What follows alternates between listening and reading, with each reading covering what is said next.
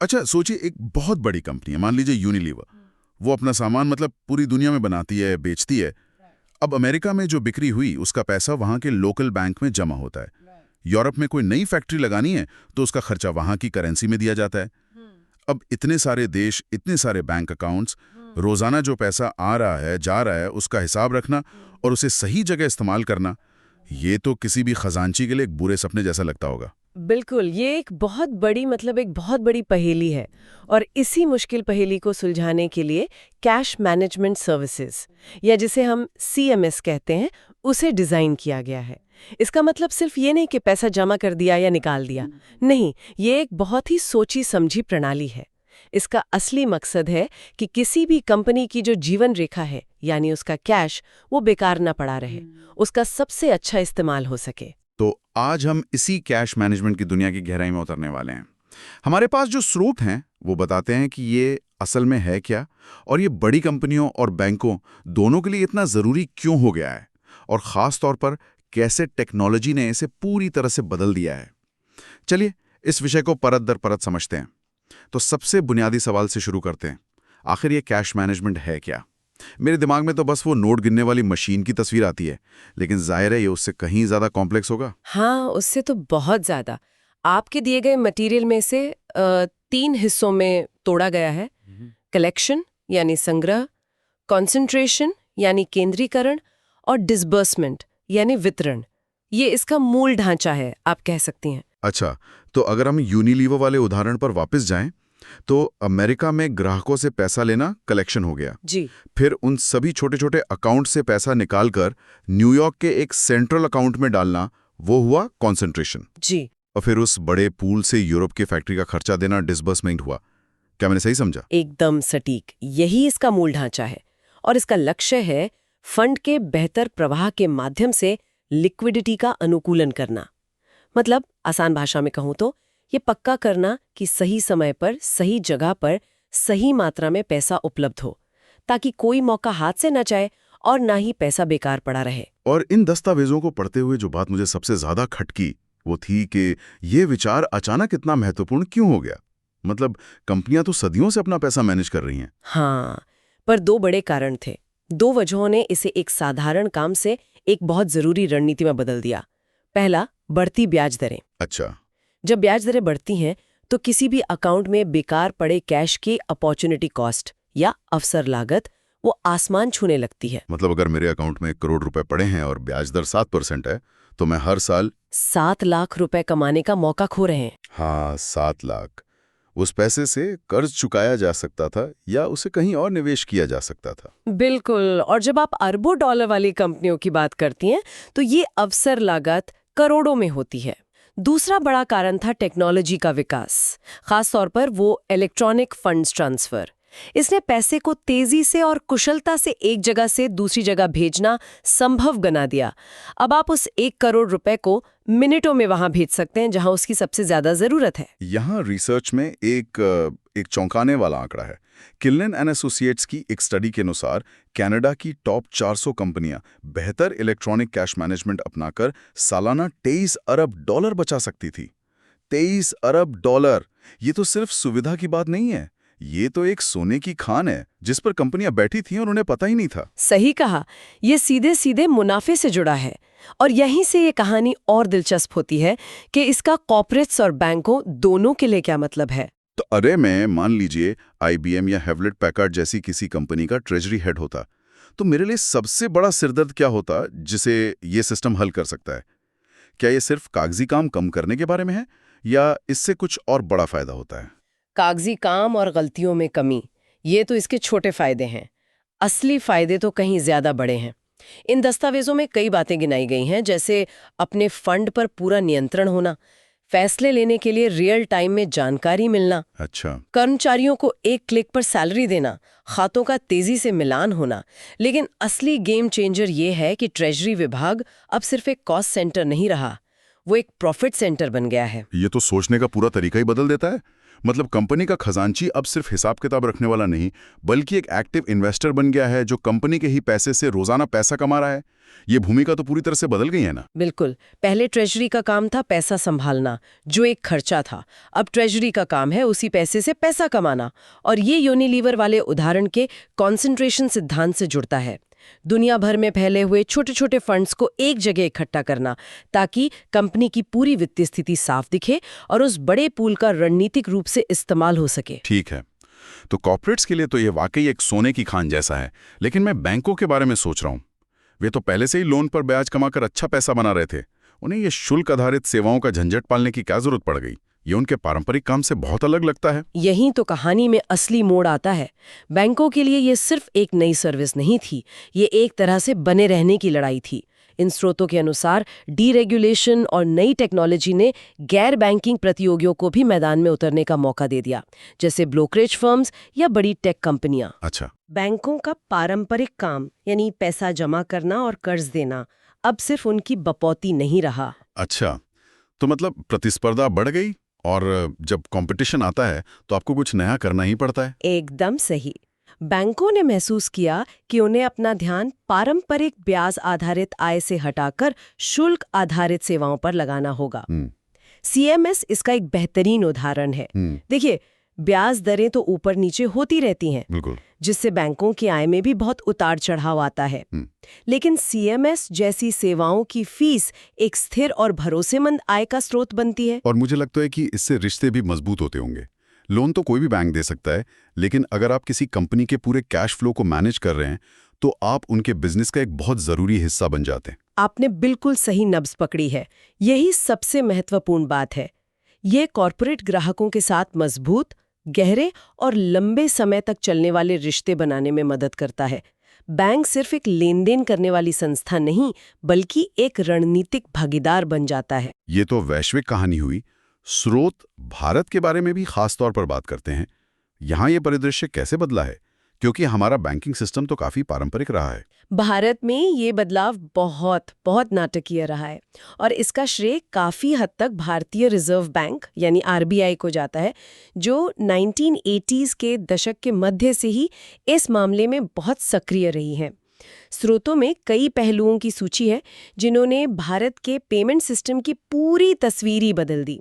इसकी शुरुआत चेकों के लिए MICR से हुई, फिर इलेक्ट्रॉनिक क्लियरिंग सर्विस स्कीम यानी ECSS आई, और फिर तो जैसे क्रांति ही आ गई, NEFT, RGTS और अब UPI के साथ। आज तो हम अपनी चाय के पैसे भी UPI से देते हैं। ये सोचना ही मुश्किल है कि बड़ी कंपनियों के लिए इसने कितना कुछ बदल दिया होगा।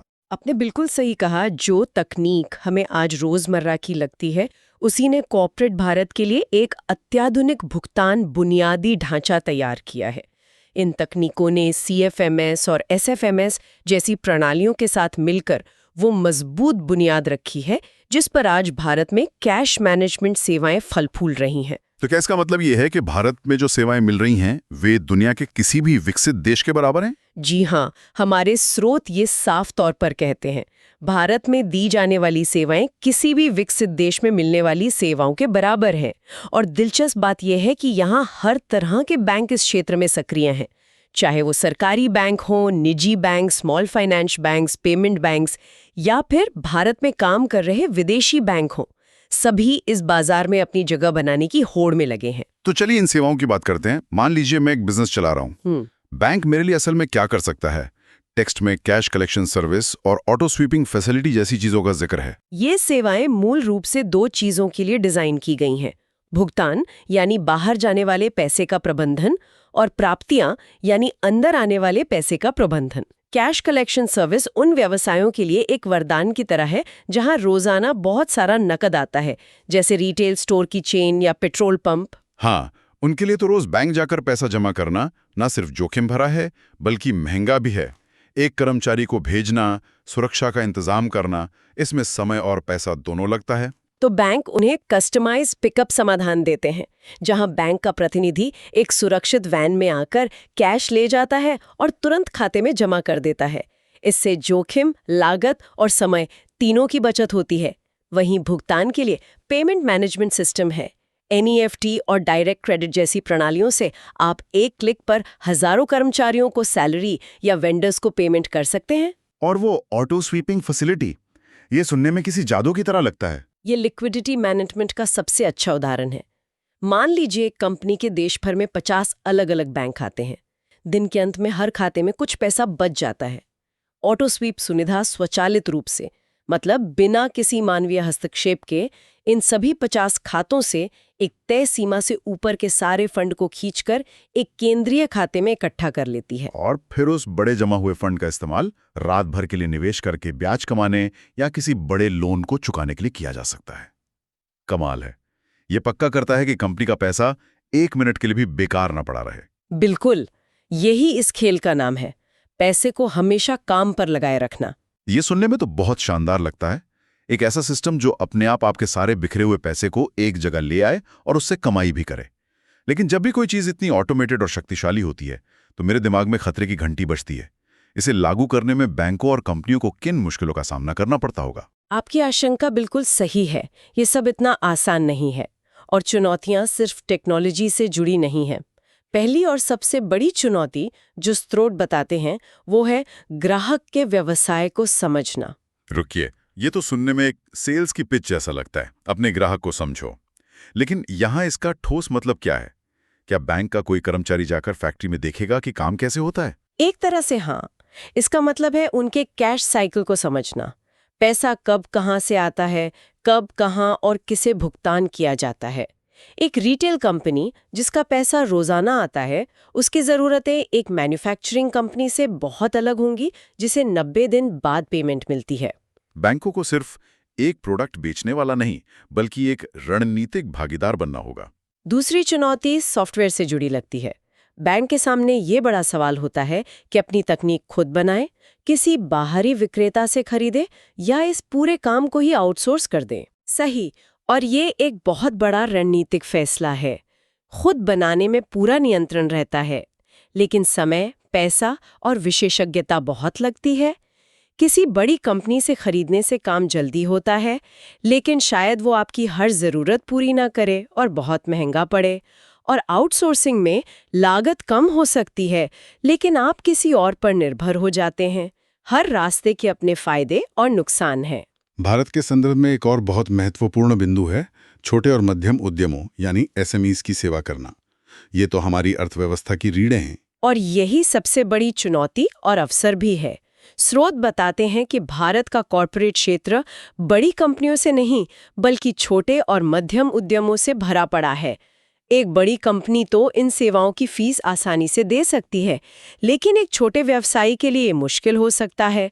चुनौती ये है कि इन उन्नत, उच्च तकनीकी सेवाओं को उनके लिए सुलभ और किफ़ायती कैसे बनाया जाए। चौथी चुनौती जिसका जिक्र है वो है समन्वय।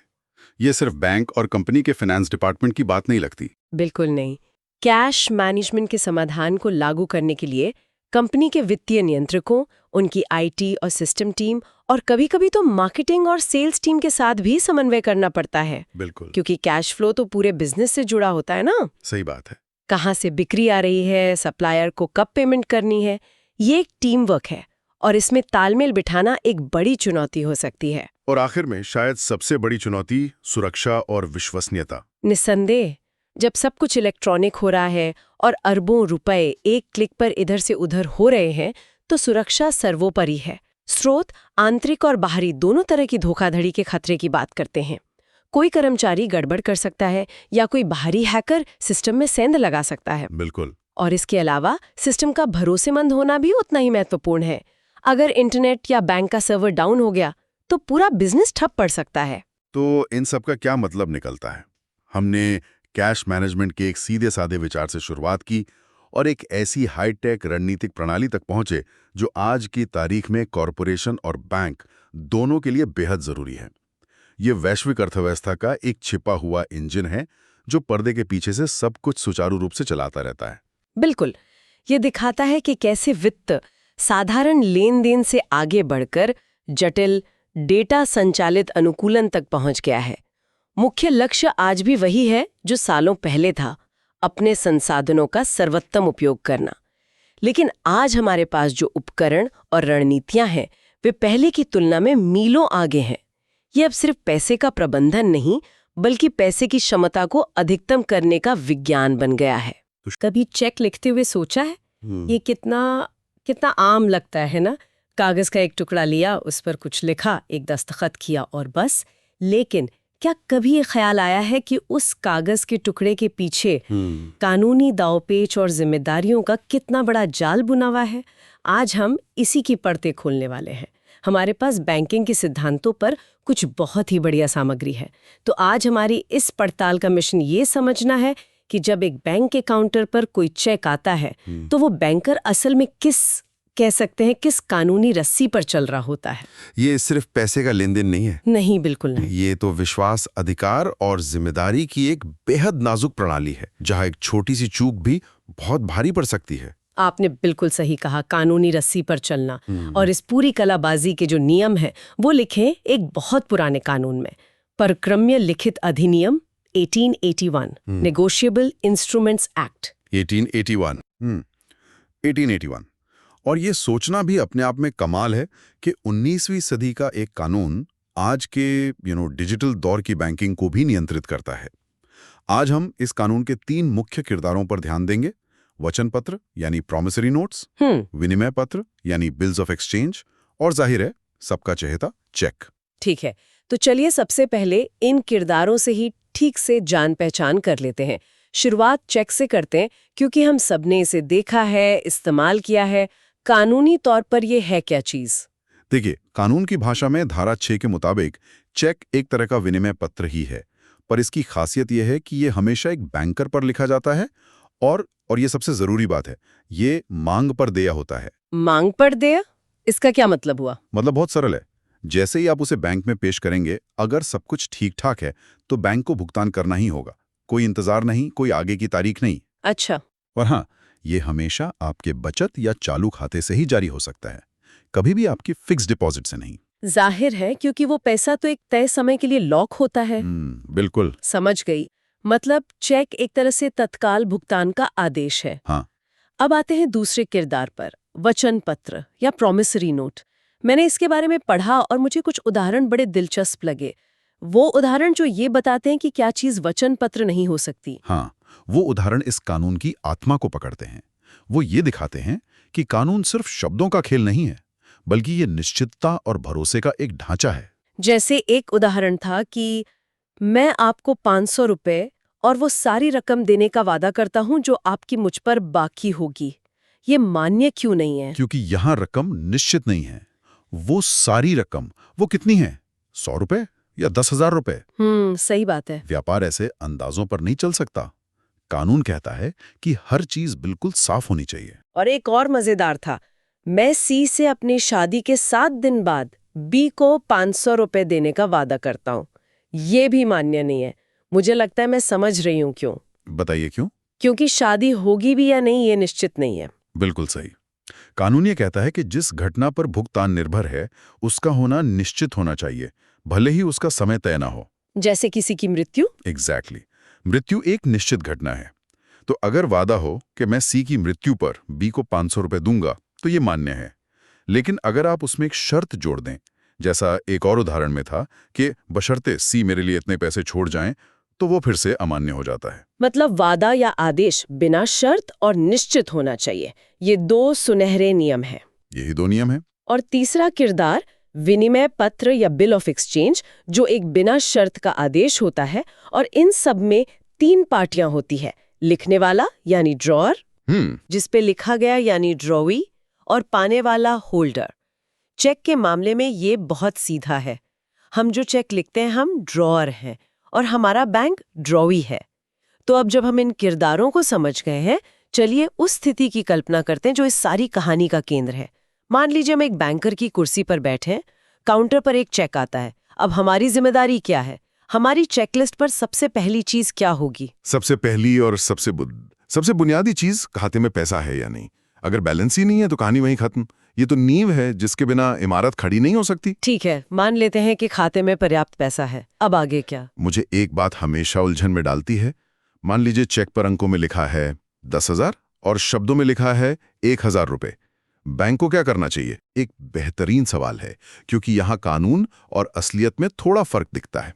कानून की धारा 18 बहुत स्पष्ट है। वो कहती है कि अगर शब्दों और अंकों में लिखी राशि अलग-अलग हैं, तो शब्दों में लिखी राशि को ही सही माना जाएगा। तो बैंक को 1000 रुपये दे देने चाहिए। कानूनन हाँ, लेकिन असल बैंकिंग की दुनिया में ऐसा होता नहीं है। अच्छा। कोई भी बैंक ये जोखिम नहीं लेना चाहता। वो उस चेक को तुरंत वापस कर देगा और उस पर मोहर लगा देगा, वर्ड्स एंड फिगर्स डिफर। यानी शब्द और अंक भिन्न है। बिल्कुल।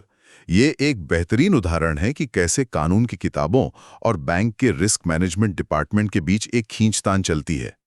कानून कहता है आगे बढ़ो, लेकिन बैंक का अनुभव कहता है रुको, इसमें आगे चलकर विवाद हो सकता है। ग्राहक कह सकता है कि मेरा मतलब तो 10,000 था। सही बात है। तो बैंक अपनी सुरक्षा के लिए ज्यादा सेफ रास्ता चुनता है। ये तो बहुत महत्वपूर्ण बात है। मतलब जमीनी हकीकत अक्सर कानून से ज्यादा मायने रखती है।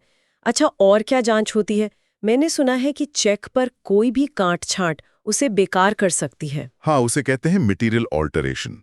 अगर आपने तारीख, नाम या राशि में कोई भी बदलाव किया है, तो वो चेक अमान्य हो जाता है। उसे ठीक करने का कोई तरीका है? एक ही तरीका है। लिखने वाले को, मतलब ड्रॉर को, उस बदलाव के पास अपने पूरे हस्ताक्षर करने होंगे। सिर्फ छोटे दस्तखत या इनिशियल से काम नहीं चलेगा। ये धोखाधड़ी को रोकने के लिए एक बहुत मजबूत दीवार है। इसी तरह अगर चेक बुल तरफ फटा हुआ है, तब भी बैंक सावधान हो जाता है।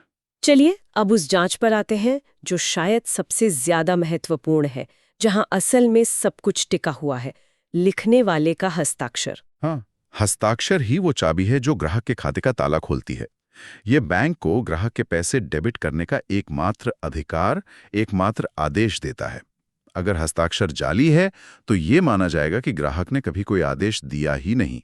वो इतना सीधा और सरल नियम है, पर इसके परिणाम बहुत बड़े हैं। इस मुद्दे पर सुप्रीम कोर्ट का एक बहुत ही महत्वपूर्ण केस है ना? केनरा बैंक बनाम केनरा सेल्स कॉर्पोरेशन 1987 का। हाँ बिल्कुल। उस केस में कोर्ट ने बहुत ही सख्त और स्पष्ट भाषा में कहा था। क्या कहा था? कोर्ट ने कहा कि जब ग्राहक के हस्ताक्षर जाली होते हैं, तो बैंक को भुगतान का कोई आदेश मिलता ही नहीं। वो कागज का टुकड़ा जिस पर जाली हस्ताक्षर हैं, कानूनी नजर में एक शून्य है, नलिटी। शून्य? मतलब वो चेक कभी था ही नहीं? बिल्कुल।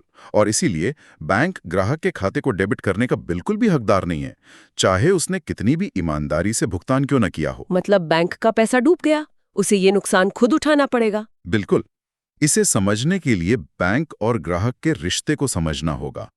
ये एक देनदार और लेनदार का रिश्ता है। आपके खाते में जो पैसा है, वो बैंक पर आपका कर्ज है। बैंक आपका देनदार है। अब सोचिए, क्या कोई देनदार आपके कहे बिना आपका पैसा किसी तीसरे व्यक्ति को दे सकता है? नहीं, बिल्कुल नहीं। जाली हस्ताक्षर का मतलब है कि आपने तो कभी कहा ही नहीं।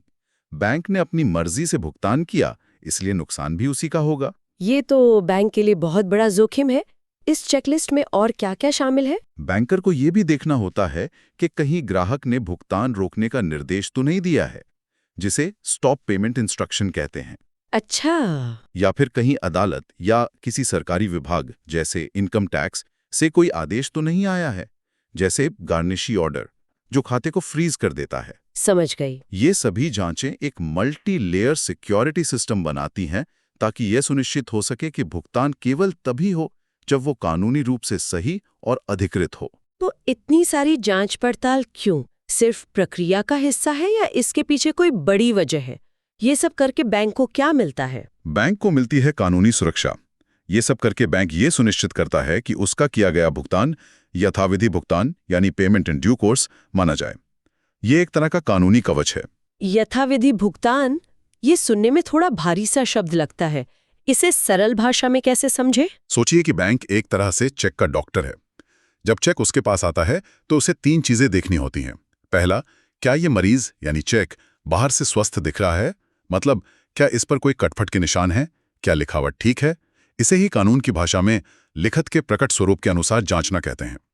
दूसरा, डॉक्टर को अपना काम ईमानदारी से करना होगा, जिससे कानून सद्भावपूर्वक यानी इन गुड फेथ कहता है। तीसरा और सबसे महत्वपूर्ण, डॉक्टर को कोई लापरवाही नहीं करनी होगी, विदाउट नेग्लिजेंस।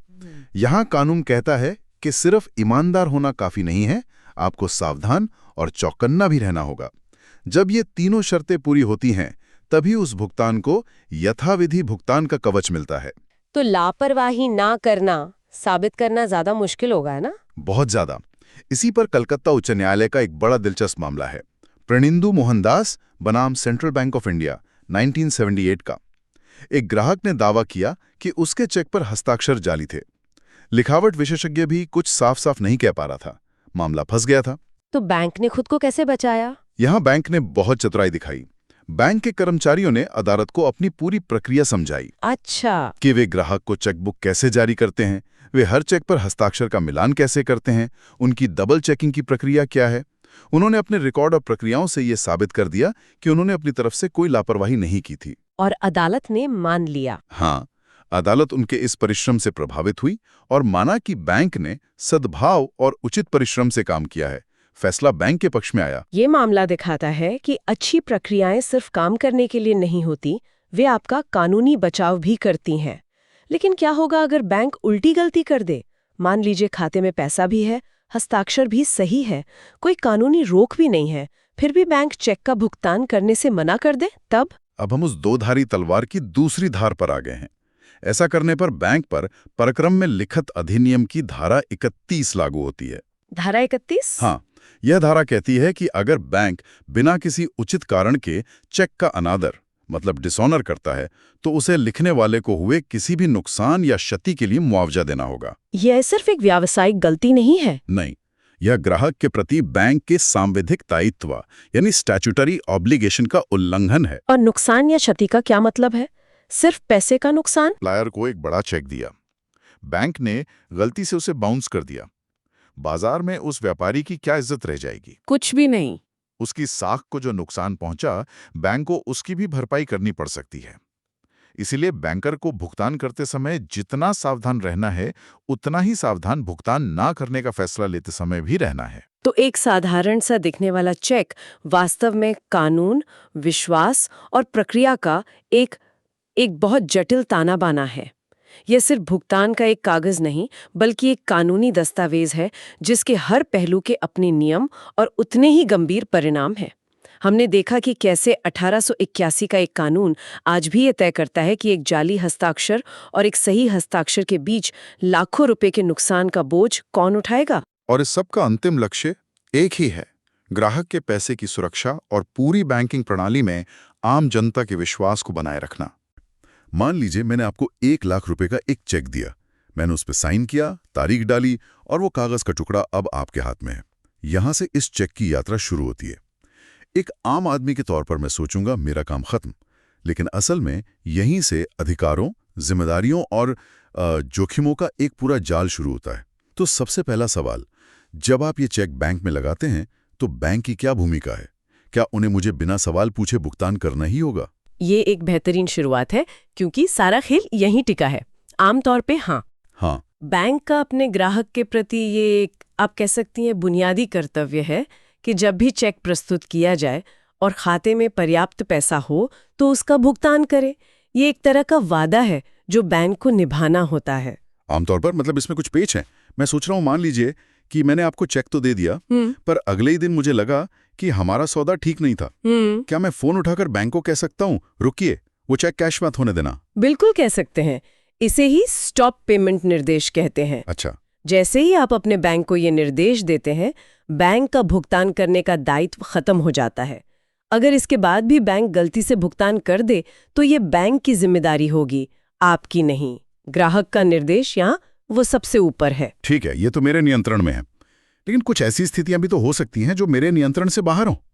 मान लीजिए मैंने आज आपको चेक दिया और कल, भगवान ना करे, मेरी मृत्यु हो जाती है, तब उस चेक का क्या होगा? अरे, ये तो बहुत ही प्रैक्टिकल सवाल है। कानून कहता है कि जैसे ही बैंक को ग्राहक की मौत की मतलब पक्की खबर मिलती है, बैंक को उस खाते से सारे भुगतान तुरंत रोक देने चाहिए। तो अगर आपकी मृत्यु की सूचना बैंक तक पहुंच गई तो आपका दिया हुआ चेक सम्मानित नहीं किया जाएगा। वो पैसा आपके कानूनी वारिसों की संपत्ति का हिस्सा बन जाएगा। और क्या हो सकता है? मैंने सुना है कि कभी-कभी कोर्ट या सरकारी विभाग भी खाते फ्रीज कर देते हैं। हाँ, ये एक और बड़ी वजह है। अगर किसी कोर्ट का ऑर्डर आता है, जिसे गार्निशी ऑर्डर कहते हैं, गार्निशी ऑर्डर? जी, या फिर इनकम टैक्स या जीएसटी विभाग की तरफ से कोई अटैचमेंट का नोटिस आता है, तो बैंक आपके खाते को फ्रीज कर देता है। उस स्थिति में आपके खाते में चाहे करोड़ों रुपए क्यों ना पड़े हों, बैंक उस चेक का भुगतान नहीं कर सकता। कानून का आदेश बैंक के आपसे किए गए वादे से ऊपर होता है। तो मतलब बात सिर्फ खाते में पैसे होने की नहीं है? नहीं, बल्कि उस पैसे का भुगतान के लिए उपलब्ध होना भी जरूरी है। समझ गया। तो मेरे चेक की यात्रा की पहली बाधा तो बैंक की हो सकता है और उसके पास भुगतान न करने के कई जायज कारण भी हैं। लेकिन चलिए मान लेते हैं कि सब ठीक है, मेरे खाते में पैसे हैं, कोई कानूनी रोक नहीं है। अब कहानी में एक और मोड़ लाते हैं। क्या होगा अगर कोई मेरा चेक चुरा ले? हाँ, यहाँ से चीजें और दिलचस्प हो जाती हैं। अब हम जालसाजी और धोखाधड़ी के क्षेत्र में आ रहे हैं। हाँ, मान लीजिए वो चेक मैंने आपके नाम काटा था, किसी ने उसे चुरा लिया और आपके हस्ताक्षर की नकल करके, यानी जाली एंडोर्समेंट करके बैंक से पैसे निकाल लिए। क्या मेरा पैसा डूब गया? क्या ये बैंक की गलती है? इस मामले में कानून बैंक को एक बहुत महत्वपूर्ण सुरक्षा देता है। सोचकर देखिए, एक बैंक में रोज हजारों चेक आते हैं। बैंक के लिए ये जानना नामुमकिन है कि चेक पर एंडोर्स करने वाले हर व्यक्ति का असली हस्ताक्षर कैसा है। सही बात है। ये सिर्फ ड्रॉअर यानी आपका हस्ताक्षर जानते हैं। इसीलिए कानून कहता है कि अगर बैंक ने अच्छी नीयत से और सामान्य प्रक्रिया का पालन करते हुए भुगतान किया है, तो उसे सुरक्षित माना जाएगा, भले ही एंडोर्समेंट जाली क्यों ना हो। एक मिनट, ये तो थोड़ा अजीब लगता है। मतलब पैसा गलत इंसान को मिल गया और बैंक जिम्मेदार नहीं है? नहीं। तो नुकसान किसका हुआ? आपका, क्योंकि आपको पैसे नहीं मिले। सही पकड़ा। इस स्थिति में असली मालिक यानी आप उस व्यक्ति पर मुकदमा कर सकते हैं जिसने गलत तरीके से पैसा लिया है, लेकिन आप बैंक को जिम्मेदार नहीं ठहरा सकते। कानून यहाँ बैंक और ग्राहक के बीच एक संतुलन बनाने की कोशिश कर रहा है। वो बैंक पर एक अव्यावहारिक बोझ नहीं डालना चाहता। ठीक है, ये तो ही एंडोर्समेंट की जालसाजी। लेकिन अगर जालसाजी और भी गहरी हो, क्या हो अगर किसी ने मेरे हस्ताक्षर की ही नकल कर ली हो और एक पूरी तरह से जाली चेक बना दिया हो? तब तो बैंक को पकड़ना चाहिए ना, वे मेरे हस्ताक्षर को जानते हैं। बिल्कुल, ये एक पूरी तरह से अलग मामला है। अगर चेक जारी करने वाले यानी आपके ही हस्ताक्षर जाली हैं, तो वो चेक सिर्फ एक रद्दी कागज है। अच्छा। वो कानूनी रूप से अमान्य है। ये बैंक का सबसे पहला कर्तव्य है कि वो अपने ग्राहक के हस्ताक्षर को सत्यापित करे। अगर बैंक ऐसे जाली हस्ताक्षर वाले चेक का भुगतान कर देता है, तो ये पूरी तरह से बैंक का नुकसान है। वो आपके खाते से एक पैसा भी नहीं काट सकता। अच्छा, तो यहाँ एक साफ लकीर है। जाली एंडोर्समेंट पर बैंक बच सकता है, लेकिन मेरे जाली हस्ताक्षर पर नहीं। ये जानना बहुत जरूरी है। अब जब हम जोखिमों की बात कर ही रहे हैं, तो मुझे हमेशा से ये जानने की उत्सुकता रही है। मैं हमेशा चेक के कोने में 2 लाइनें खींच देता हूँ, ये सोचकर कि इससे ये सुरक्षित हो जाता है। पर मुझे आज तक ठीक से नहीं पता कि इसका असली मतलब क्या है। उन 2 लाइनों में ऐसा क्या जादू है? कोई जादू नहीं है, बस बहुत ही स्मार्ट बैंकिंग प्रैक्टिस है। इसे क्रॉसिंग कहते हैं। क्रॉसिंग? जी। इसका एक ही सरल उद्देश्य है। ये बैंक को निर्देश देता है कि इस चेक का भुगतान कैश काउंटर पर नकद में नहीं करना है। इसका भुगतान केवल किसी दूसरे बैंक खाते के माध्यम से ही किया जा सकता है। इसका फायदा क्या है? सबसे बड़ा फायदा है सुरक्षा और एक ऑडिट ट्रेल।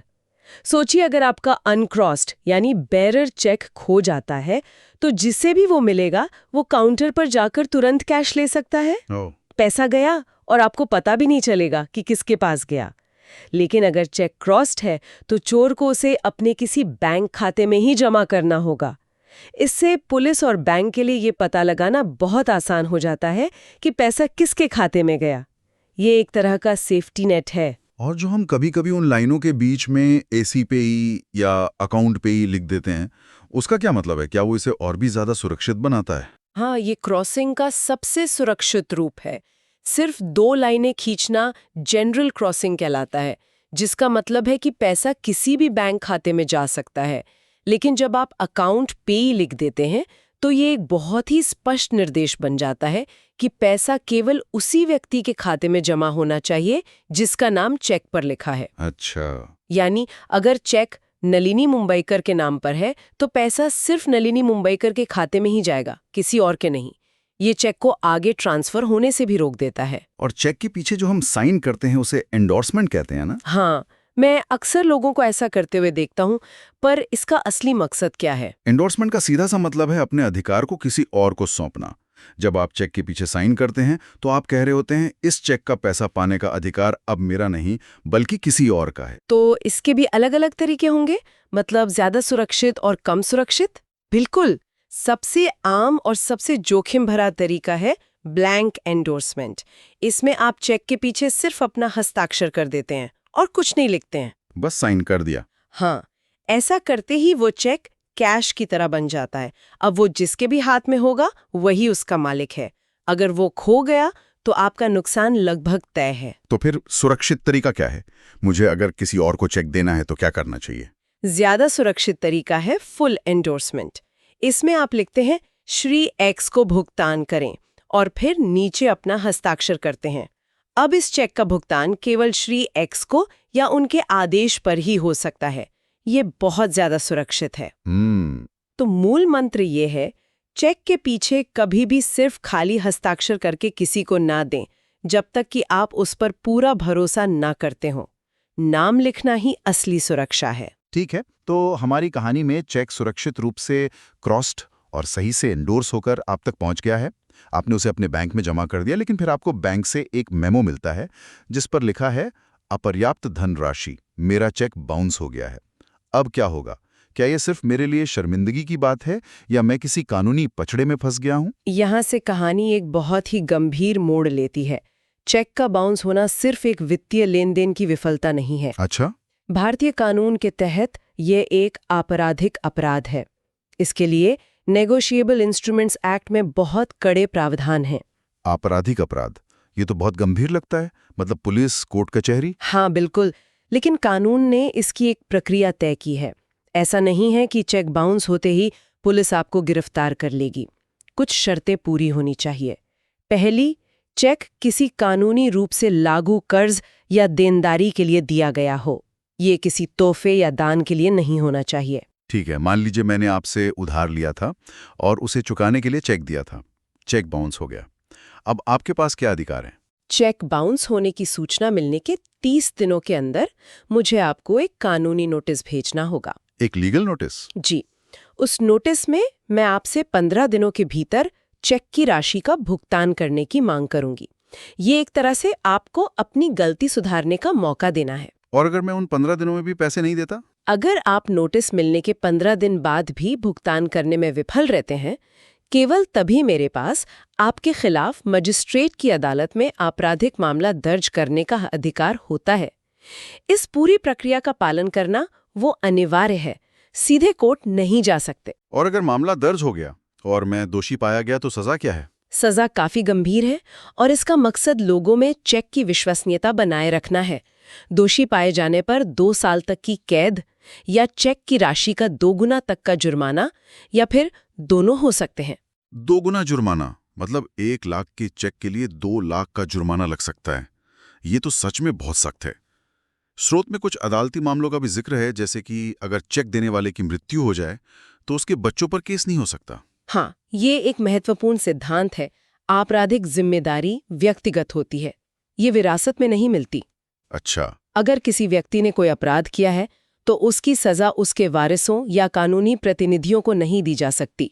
इसी तरह एक और दिलचस्प फैसला ये था कि अगर कोई व्यक्ति ये जानते हुए भी चेक जारी करता है कि उसका बैंक खाता बंद हो चुका है तो उसे भी अपर्याप्त धनराशि के बराबर ही गंभीर अपराध माना जाएगा। आप ये कहकर नहीं बच सकते कि खाता तो बंद था। तो मामला अदालत पहुंच गया है। अब मेरे मन में भारतीय न्याय प्रणाली की छवि आती है। तारीख पर तारीख, सालों तक चलने वाले केस। क्या चेक बाउंस के मामलों में भी ऐसा ही होता है? देखिए, कानून बनाने वालों ने इस समस्या को समझा है, इसीलिए उन्होंने चेक बाउंस के मामलों के लिए एक तेज प्रक्रिया बनाने की कोशिश की है। इसे संक्षिप्त परीक्षण या समरी ट्रायल कहते हैं। Summary trial? जी, आप इसे एक तरह का फास्ट ट्रैक कोर्ट समझ सकते हैं। इसमें पूरी लंबी चौड़ी गवाही और प्रक्रियाओं की जगह जज मुख्य सबूतों के आधार पर जल्दी फैसला सुनाने की कोशिश करते हैं ताकि मामला सालों तक न खिंचे। इसे तेज बनाने के लिए और क्या प्रावधान है? कई प्रावधान है। जैसे बैंक जो चेक बाउंस होने का मेमो देता है उसे ही पहली नजर में पर्याप्त सबूत मान लिया जाता है। मतलब और सबूत की जरूरत नहीं? पहली नजर में नहीं। ये साबित करने के लिए कि चेक बाउंस हुआ है, बैंक के किसी अधिकारी को गवाही देने के लिए बुलाने की जरूरत नहीं पड़ती।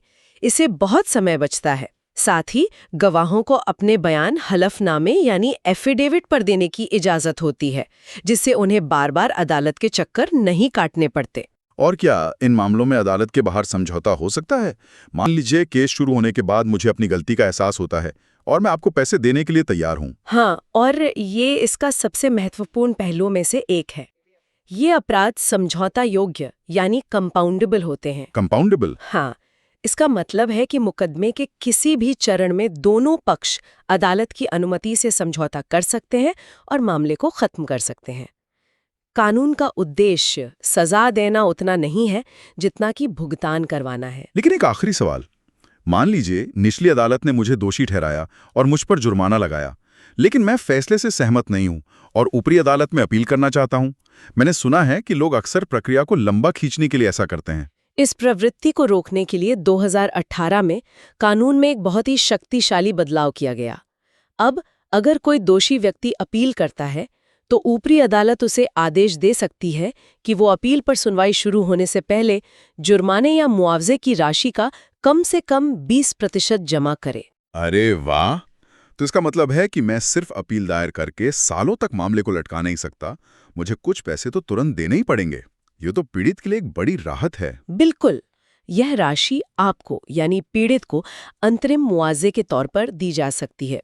यह तुच्छ अपीलों को हतोत्साहित करता है और ये सुनिश्चित करता है कि पीड़ित को कुछ तत्काल राहत मिले जब तक अपील लंबित है। तो इस पूरी कहानी का सार क्या है? एक साधारण चेक की यात्रा कितनी जटिल हो सकती है? यह सिर्फ एक कागज का टुकड़ा नहीं है, ये विश्वास, जिम्मेदारी और गंभीर कानूनी परिणामों का एक दस्तावेज है। यहाँ सबसे आकर्षक बात यह है कि कानून हर कदम पर एक संतुलन बनाने की कोशिश करता है। ये अच्छी नीयत से काम करने वाले बैंक की रक्षा करता है, ये उस व्यक्ति की रक्षा करता है जिसे भुगतान मिलना है और उसे एक मजबूत कानूनी उपाय देता है, और साथ ही ये चेक जारी करने वाले को भी अपनी गलती सुधारने का मौका देता है ताकि उस पर गलत मुकदमा न चले। ये एक बहुत ही सोचा समझा सिस्टम है। इस पड़ताल को एक विचार के साथ समाप्त करते हैं। हमने देखा कि कैसे चेक से जुड़े कानून समय के साथ विकसित हुए, जाली दस्तखत से लेकर डिजिटल क्लियरिंग सिस्टम की विफलताओं तक सब कुछ इसके दायरे में आ गया, लेकिन मूल सिद्धांत आज भी वही है।